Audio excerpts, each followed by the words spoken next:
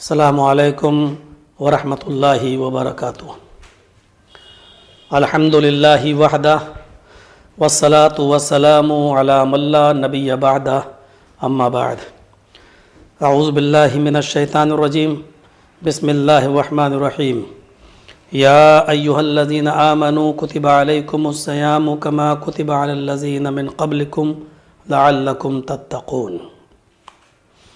ناظرین کرام، اس سے پہلے جو گفتگو چل رہی تھی اس میں نے آپ کے سامنے روزے کا معنی اور اس کا مقصد بیان کیا تھا۔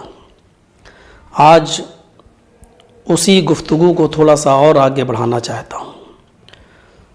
اللہ تبارک و تعالیٰ نے قرآن کریم کے اندر فرمایا ہے کہ ہم نے تمہارے اوپر رمضان کے روزے فرض کر دیے ہیں جیسا کہ تم سے پہلے کی امتوں پر فرض کیا تھا، لعلکم تتقون۔ اسی لفظ کے اوپر آج غور کیجئے تاکہ تمہارے اندر تقوی پیدا ہو جائے۔ روزے کا جو مقصد بتایا ہے وہ ہے تقوی۔ کائنات کی ہر شے جو اس وقت وجود میں ہے وہ ایک مقصد کے تحت ہے۔ اگر مقصد فوت ہو جائے تو اس شے کی کوئی حیثیت نہیں۔ دنیا میں جتنی بھی چیزیں ہیں ان کا کوئی نہ کوئی مقصد ہے، یا کوئی صانع کسی چیز کو بناتا ہے تو اس کا ایک مقصد ہوتا ہے۔ ہمارے سامنے یہ ٹیبل رکھی ہوئی ہے، اس ٹیبل کو بنانے والے نے جب ٹیبل کو بنایا ہے تو اس کا ایک مقصد ہے، اور وہ مقصد یہی ہے کہ اس کے اوپر بکس رکھی جائیں، چیئر پر بیٹھ کر اس ٹیبل پر کچھ لکھ لیا جائے، اور اگر صانع کی صنعت سے اگر جو مقصد ہے اگر حل نہیں ہوتا تو اس ٹیبل کی کوئی حیثیت نہیں ہے۔ اسی طریقے سے گھڑی جو ہم پہنتے ہیں اس کو بنانے والے نے اس لیے بنایا ہے تاکہ ہم اس کے ذریعے وقت دیکھ سکیں اور اس وقت کے مطابق اپنے کام ہم سمیٹ سکیں اور کر سکیں۔ لیکن اگر گھڑی اپنا کام نہ کرے تو اس گھڑی کی کوئی حیثیت نہیں ہے۔ اسی طریقے سے روزے کا بھی ایک مقصد بتایا گیا ہے کہ ہم نے تمہارے اوپر روزے جو فرض کیے ہیں اس کا مقصد یہ ہے کہ تمہارے اندر تقوی پیدا ہو جائے۔ اگر ہمارے روزوں کے اندر تقوی ہے، خوف خدا ہے، اللہ کا ڈر ہے، تو یہ روزہ اللہ کے یہاں ہمارا قابل قبول ہے۔ اور اگر ہم روزہ رکھتے ہیں لیکن روزے نے ہمارے اندر تقوی پیدا نہیں کیا، روزہ رکھتے ہیں لیکن ہم جھوٹ بولتے ہیں، روزہ رکھتے ہیں لیکن ہم عیاری و مکاری کرتے ہیں، روزہ رکھتے ہیں لیکن روزے کا جو مقصد ہے وہ ہم اپنے اندر پورا نہیں کرتے، تو ایسے روزے کی کوئی حیثیت نہیں ہے۔ روزہ ایک جسم کی حیثیت رکھتا ہے اور روزے کی روح ہے تقوی۔ آپ کو اچھی طریقے سے معلوم ہے کہ جب تک روح ہے تب تک انسان کی قدر ہے۔ کسی بھی چیز جو بھی ذی روح چیز ہے اس کی قدر اسی وقت تک ہے جب تک اس کے اندر روح ہے، اور جب وہ روح نکل جاتی ہے تو پھر کسی اس چیز کی کوئی قدر نہیں ہوتی ہے۔ ہم اور آپ نظر ڈالیں اپنے وجود کے اوپر، آپ ہماری عزت کریں گے، اپنے گھر ہم کو لے کے جائیں گے، آپ ہماری دعوت دیں گے اور ہم قبول کریں گے۔ کب تک؟ جب تک ہمارے اندر روح ہے آپ ہماری عزت کریں گے۔ لیکن جیسے یہ روح ہمارے اندر سے نکل جائے تو ڈیڈ باڈی کی کوئی قدر نہیں کرتا ہے۔ آپ اس مثال کو اچھی طریقے سے سمجھ لیجئے گا کہ جب ہمارے اندر سے ہماری روح نکل گئی تو اب ڈیڈ باڈی کی قدر ہماری اولاد بھی ہماری نہیں کرے گی۔ چند گھنٹوں کے بعد ہماری اس ڈیڈ باڈی کو قبرستان میں لے جا کر قبر میں دفن کر دیا جائے گا۔ ڈیڈ باڈی کی کوئی قدر نہیں ہے۔ اللہ تبارک و تعالیٰ کے یہاں پر بھی اس روزے کی کوئی قدر نہیں ہے جس روزے کے اندر سے روح نکل جائے، یعنی تقوی نکل جائے۔ اس لفظ پر بار بار غور کیجئے کہ یا ایھا الذین آمنوا کتب علیکم الصیام کما کتب علی الذین من قبلکم لعلکم تتقون۔ تم سے پہلے کے لوگوں پر بھی یہ روزے فرض کیے گئے تھے، تمہارے اوپر اسی طریقے سے یہ روزے فرض کیے گئے ہیں، لعلکم تتقون، تاکہ تمہارے اندر تقوی پیدا ہو جائے، ताकि तुम्हारे अंदर अल्लाह रब्बुल आलमीन का खौफ और अल्लाह रब्बुल आलमीन की खशियत तुम्हारे दिलों के अंदर आ जाए। और रोज़ा ही हमारे अंदर सबसे ज़्यादा अल्लाह तबारक व तआला का खौफ पैदा कर सकता है।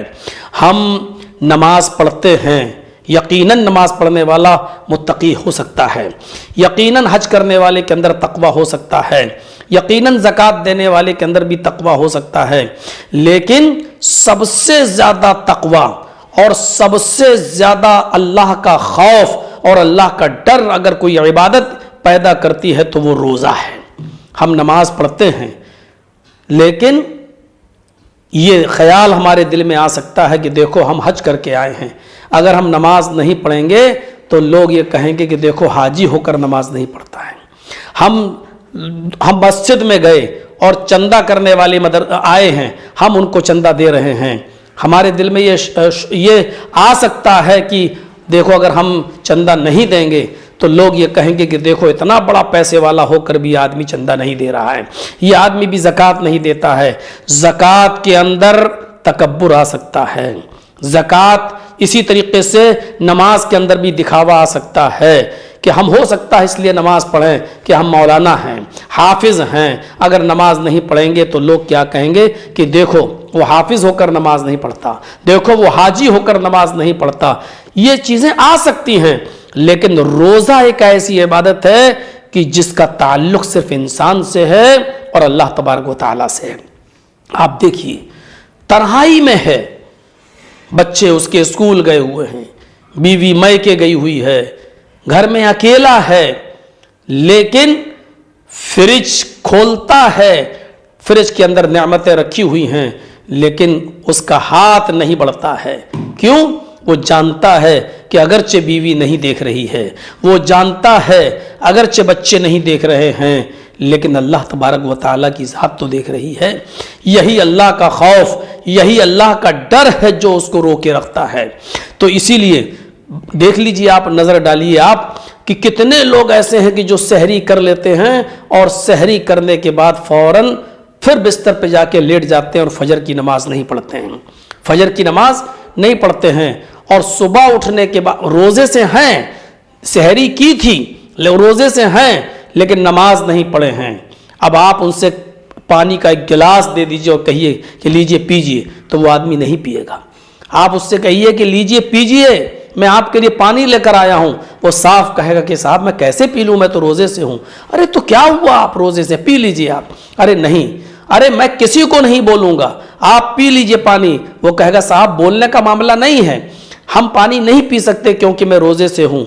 आप किसी से कहें या ना कहें, कोई देख रहा हो या ना देख रहा हो, लेकिन मेरा अल्लाह तो मुझे देख रहा है। मेरे भाइयों, रोज़े ने ये खौफ उसके अंदर पैदा कर दिया, जबकि उसके अंदर उसको ये मालूम था कि हम नमाज नहीं पढ़ रहे हैं, फिर भी अल्लाह रब्बुल आलमीन देख रहा है। हम सो गए, अल्लाह को इस बात की खबर है, लेकिन नमाज ने उसके अंदर इतना तकवा पैदा नहीं किया। ज़कात उतना तकवा पैदा नहीं करती, हज उतना तकवा पैदा नहीं करता जितना रोज़ा इंसान के अंदर तकवा पैदा करता है। इसलिए बड़े से बड़े रोज़ेदार को आप देखें या छोटे से छोटे रोज़ेदार को भी आप देखें, अगर उसने सहरी की है और वो रोज़े से है तो दुनिया की सारी ताकतें और दुनिया की सारी निगाहें अगर उसको ना देख रही हों, लेकिन वो इस डर से नहीं खाता है और नहीं पीता है क्योंकि वो जानता है कि अल्लाह रब्बुल आलमीन तो हमें देख रहा है। वो जानता है कि अगर हमने पानी का एक कतरा भी हलक के नीचे उतारा है तो हमें इसका हिसाब व किताब अल्लाह रब्बुल आलमीन को देना होगा। और रोज़ा जो है हम तोड़ लेंगे या कुछ खा पी लेंगे तो इसके आज़ाब के हम मुस्तहिक हो जाएंगे। तो रोज़े ने अल्लाह का डर और अल्लाह का खौफ उसके अंदर पैदा कर दिया है। इसीलिए मेरे भाइयों, अल्लाह के नबी सल्लल्लाहु अलैहि वसल्लम ने फरमाया कि क़यामत का दिन होगा, अल्लाह रब्बुल आलमीन हर इबादत का सिला, हर इबादत का बदला फरिश्तों से अपने बंदों को दिलवाएगा। नमाज का सिला और नमाज का बदला फरिश्ते देंगे, ज़कात का और हज का सिला और बदला इनाम फरिश्ते देंगे, लेकिन रोज़े का सिला और रोज़े का बदला अल्लाह रब्बुल आलमीन अपने हाथ से देगा। क्यों?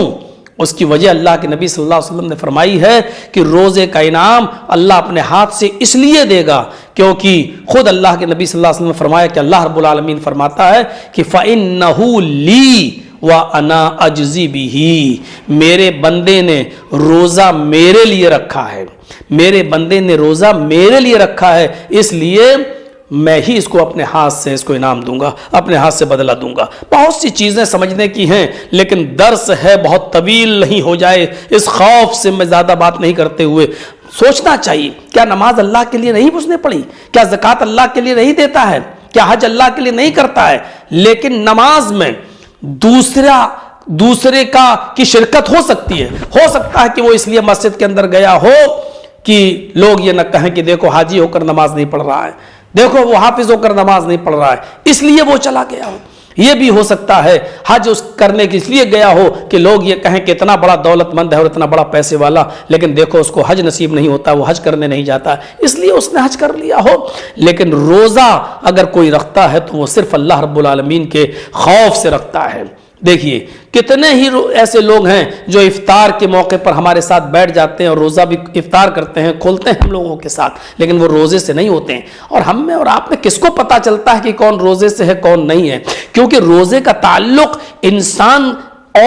انسان کا دوسرے انسان سے نہیں ہے، روزے کا تعلق ایک انسان کا ڈائریکٹ اللہ رب العالمین سے ہے۔ ہمارے ساتھ کتنے لوگ روزہ افطار کرتے ہیں، ان کے چہروں سے اور ان کے صورتوں سے لگتا ہے کہ یہ روزے سے ہیں، ہمارے ساتھ بیٹھیں گے اٹھیں گے اور روزہ افطار بھی کریں گے، حالانکہ وہ روزے سے نہیں ہوتے ہیں اور ہمیں پتہ بھی نہیں چلتا ہے۔ اور لیکن جو حقیقت میں روزے سے ہوتا ہے وہ کائنات کی تمام نگاہوں سے اوجھل ہونے کے باوجود بھی وہ کھجور نہیں کھا سکتا، پانی نہیں پی سکتا، روٹی یا گوشت یا سالن کا کوئی لقمہ استعمال نہیں کر سکتا۔ وہ جانتا ہے کہ دنیا کی ساری نگاہیں ہمیں نہیں دیکھ رہی ہیں تو کیا ہوا، لیکن اللہ رب العالمین تو دیکھ رہا ہے۔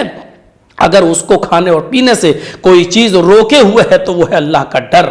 تو میرے ساتھیوں اور محترم ناظرین کرام، ہمیں اور آپ کو سب کو سوچنا چاہیے کہ کائنات کی ہر شے جس کا وجود دنیا میں ہے، جب وہ بے مقصد نہیں ہے، کوئی نہ کوئی مقصد ہے۔ اسی طریقے سے جب سانے کوئی چیز بناتا ہے تو اس کا کوئی نہ کوئی مقصد ہوتا ہے۔